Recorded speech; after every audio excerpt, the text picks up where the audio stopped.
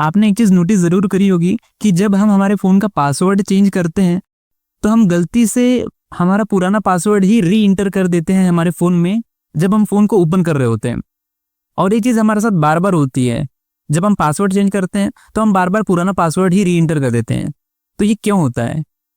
इसके अलावा आपने एक चीज़ और नोटिस करी होगी कि जब हम लोग शुरू में कंप्यूटर पर टाइपिंग सीख रहे होते हैं तो हमें काफ़ी ज़्यादा दिक्कतों का सामना करना पड़ता है टाइपिंग करते वक्त। लेकिन जब हम एक बार एक्सपर्टीज हासिल कर लेते हैं टाइपिंग में तो हम वर्ड्स को बिना सोचे समझे टाइप करने लग जाते हैं।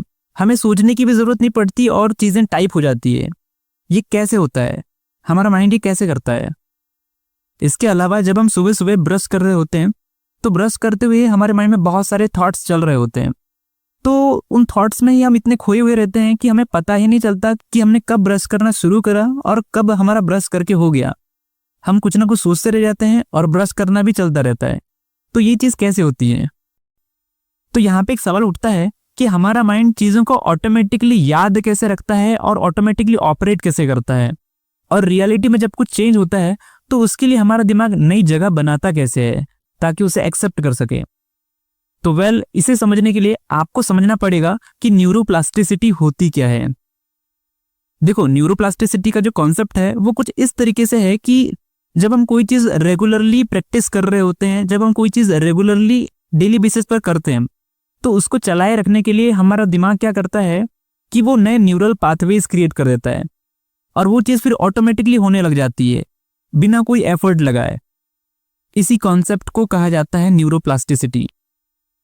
यानी कि एग्जाम्पल के लिए अगर आप टाइपिंग सीख रहे हो तो अगर आप डेली बेसिस पर टाइपिंग करते हो तो माइंड को लगता है कि जो पर्सन है वो डेली बेसिस पर टाइपिंग सीख रहा है, तो क्यों ना मैं इसके लिए एक नया न्यूरल पाथवे क्रिएट कर दूं ताकि ये पर्सन ऑटोमेटिकली टाइप कर सके बिना सोचे समझे।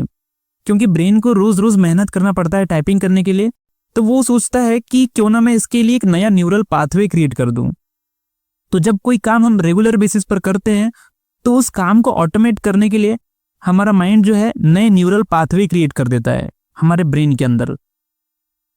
और इसी से रिलेटेड आपने एक थ्योरी भी सुन रखी होगी 21 डेज वाली, जिसमें ये कहा जाता है कि जिस काम को आप डेली बेसिस पर करना चाहते हो तो उस काम को कम से कम 21 दिन तक आप डेली बेसिस पर करो ताकि आपका माइंड उस चीज़ को एक्सेप्ट कर ले, ताकि आप उस काम को आगे भी लाइफ लॉन्ग कंटिन्यू कर सको। तो ये जो 21 दिन वाला जो रूल होता है ये बेसिकली होता ही इसलिए है ताकि 21 डेज में आपके माइंड में नए न्यूरल पाथवेज क्रिएट हो जाए किसी काम को करने के लिए। जैसे अगर आप वर्कआउट करते हो तो अगर आप आज वर्कआउट करते हो और कल मिस कर देते हो, परसों करते हो, उसके बाद फिर मिस कर देते हो, तो आपके माइंड में उस चीज़ के लिए न्यूरल पाथवे क्रिएट नहीं होगा। आपका माइंड उससे मेहनत की तरह ही ट्रीट करेगा।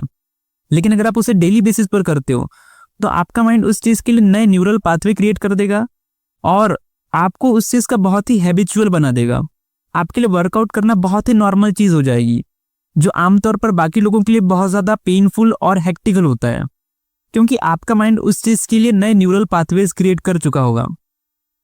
तो जब एक ह्यूमन बॉडी किसी नई एक्टिविटी को बार बार दोहराती है तो उस काम को ऑटोमेशन पर लाने के लिए हमारे ब्रेन में नए न्यूरल पाथवेज क्रिएट हो जाते हैं। इसी कॉन्सेप्ट को कहा जाता है न्यूरोप्लास्टिसिटी। तो आई होप आपको ये समझ में आया होगा कि न्यूरोप्लास्टिसिटी क्या है, इसका कॉन्सेप्ट क्या है, ये वर्क कैसे करता है।